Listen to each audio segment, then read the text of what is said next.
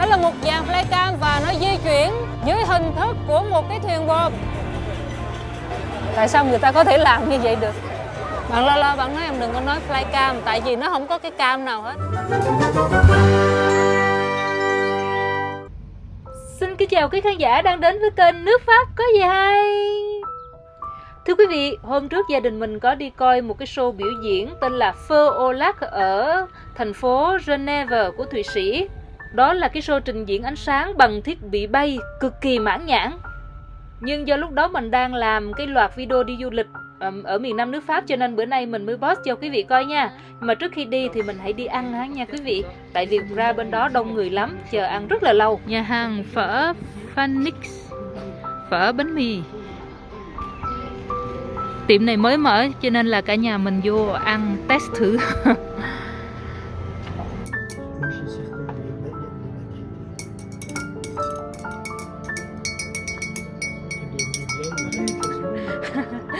Riết rồi bây giờ ở nhà mình không biết ai là trẻ con, ai là người lớn nữa các bạn ơi. Nhiều khi phụ huynh chơi những cái mà con nít nó phản đối. La salade de poulet.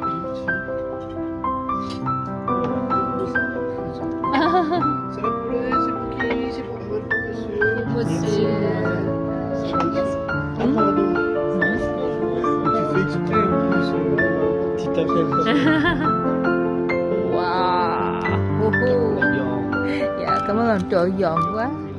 Dạ ngon quá, cảm ơn anh, giòn rụm luôn.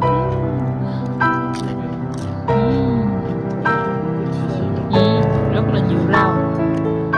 Bon appetit. Cùng đi với nhà mình là có bạn thân của Lulu nữa. Cái bạn mà Lulu làm bánh mang qua nhà của bạn đó để ăn đó. Cô chú anh chị có nhớ không? C'est bon la Fanta. Bánh xèo giòn ngon lắm các bạn. Rất là nhiều giá và tôm với thịt bò ở trong. Bên trong thì rất là nhiều giá, hành, thịt bê với lại tôm đó, nhưng mà cái vị ngon lắm, nhiều giá lắm. Bánh xèo ngon quá anh ơi, ngon lắm luôn. Em vô em làm. Nhưng mà anh cho em miếng ớt được không? Cảm ơn anh. Bò lá lốt. Wow. Le frère de toi il fait au barbecue. T'as pas de sauce Mange le rouleau. Lúc nhà mình về Việt Nam, chị dâu mình làm cái món bò lá lốt này nè, bạn lo bạn ghiền luôn á, ăn rồi bạn nhớ. Qua đây thỉnh thoảng mình cũng làm cho mấy cha con bạn ăn, ai cũng ghiền hết á.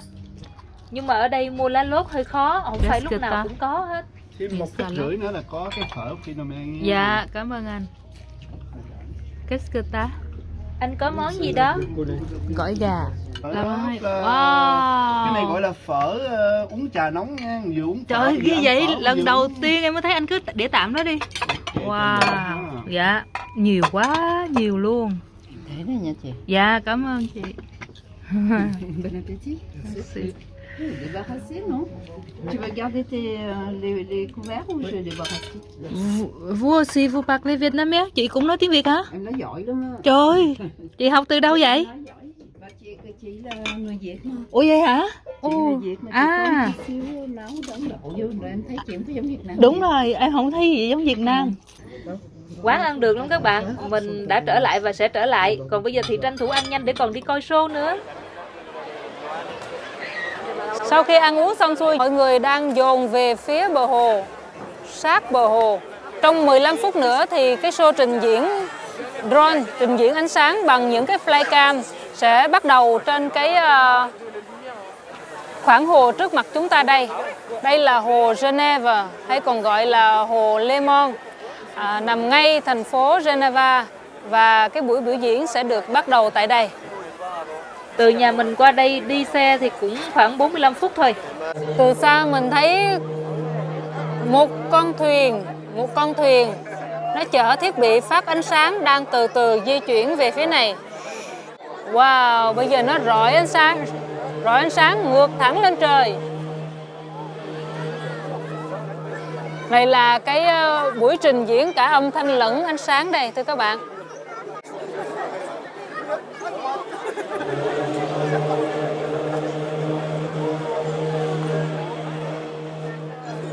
Ôi, nó bắt đầu rồi các bạn. Thưa các bạn, chúng ta đang nhìn thấy một dàn flycam. Đó là một dàn flycam và nó di chuyển dưới hình thức của một cái thuyền buồm. Wow. Nó đang tiến dần lại phía mình. Và bên trái thì cái jet d'eau của cái tháp nước đang phun của Geneva đang tiếp tục được phun lên. Một chiếc thuyền trôi bồng bềnh trong không gian, thưa các bạn, với những cái cánh buồm đang mở rộng ra. Thật là tài tình. Đó là chiếc thuyền trôi trên không gian và bên dưới là những chiếc thuyền ở dưới nước. Wow, thật là khủng khiếp thưa các bạn. Và nó phản chiếu ánh sáng của nó xuống dưới nước. Thật là rực rỡ. Wow. Bạn Lola, bạn nói em đừng có nói flycam, tại vì nó không có cái cam nào hết á, nó chỉ có bay thôi, nó chỉ có fly thôi. Và nó bắt đầu nó tắt dần những cái đèn ha các bạn ha.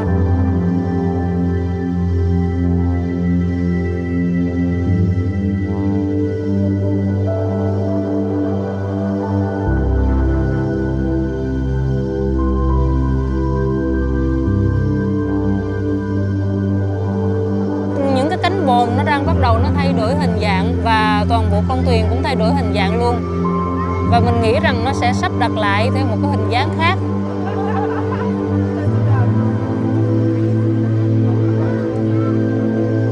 Đó, các bạn thấy không? Từ trên phía trên nó đã sắp lại thành một cái hình khác.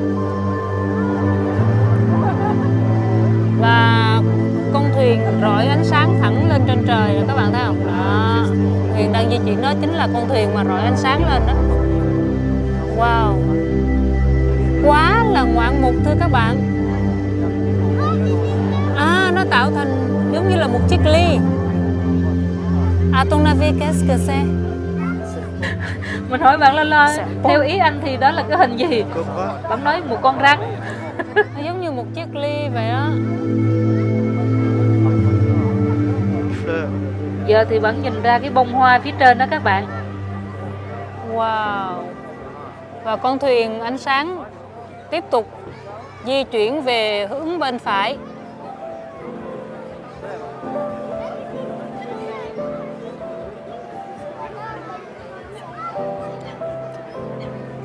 Thật là kỳ diệu thưa các bạn. Và bên trái này chúng ta thấy cái jet d'eau, tức là cái vòi nước phun trên hồ Geneva đó các bạn. Bây giờ nó tạo thành một cái hoa.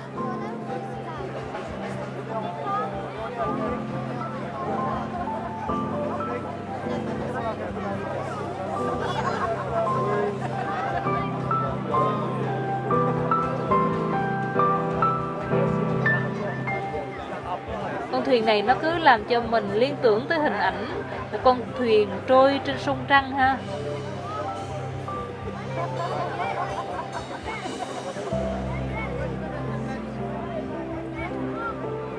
Bây giờ nó lại đổi màu thưa các bạn. Nó đổi màu, đổi sang màu đỏ. Nó đổi thành lá cờ Thụy Sĩ các bạn ơi. Lá cờ Thụy Sĩ, một cái chữ thập màu trắng trong một cái nền đỏ.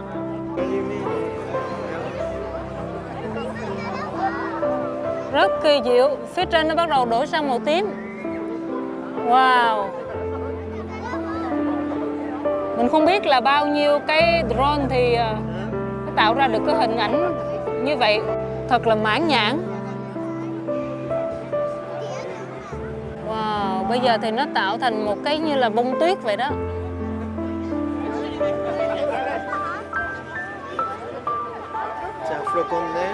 Oui. Bạn Lola bạn cũng nhận ra là cái bông tuyết. Và con thuyền ở dưới nước thì đang chia ánh sáng ra làm hai. Và thưa các bạn, phía bên trái xuất hiện tiếp tục một chòm nữa, một chòm drone nữa.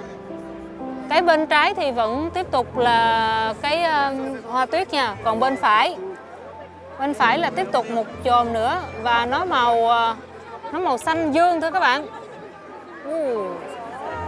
Trời đất ơi, nó lại còn có tia chớp nữa mới ghê chứ.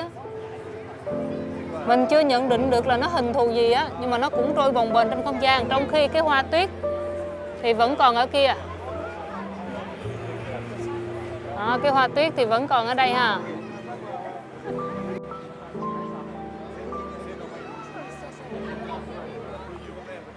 Bây giờ cái cột nước đã được đổi sang 7 sắc cầu vồng rồi.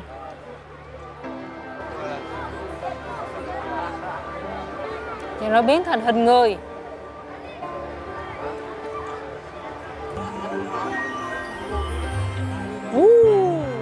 Ôi, và con người bay lên, con người bay lên.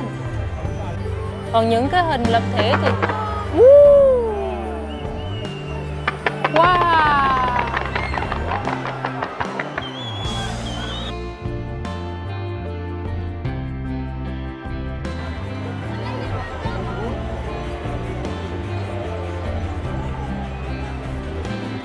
Và nó tạo thành giống như trái địa cầu vậy các bạn.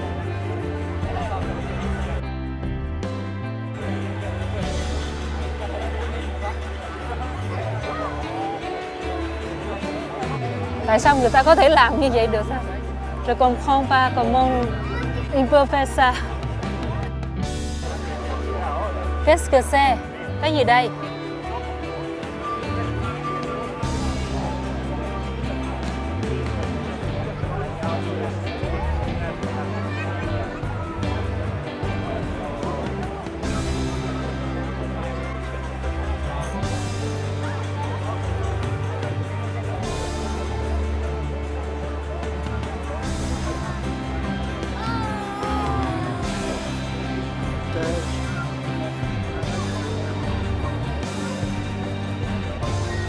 Wow.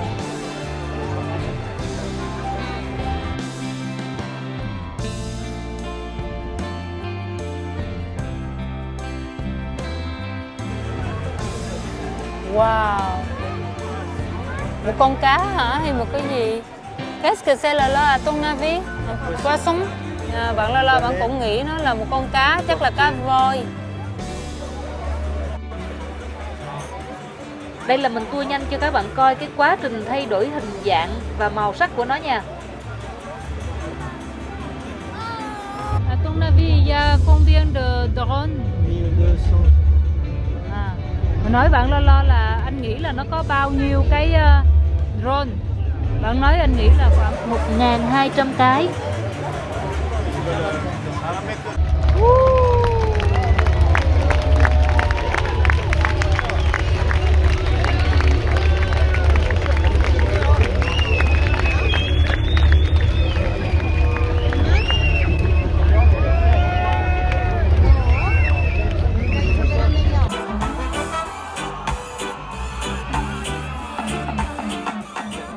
Và chương trình được tiếp diễn với rất nhiều sân khấu ca nhạc dọc theo bờ hồ. Có thể nói là hàng ngàn, thậm chí cả chục ngàn người đã tề tựu về cái thành phố Geneva trong buổi tối này để xem cái sự kiện biểu diễn trình diễn ánh sáng bằng thiết bị bay drone.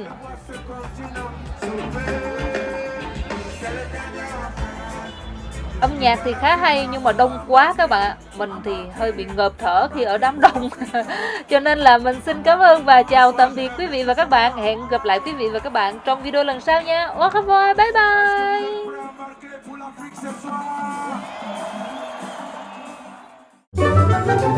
bye.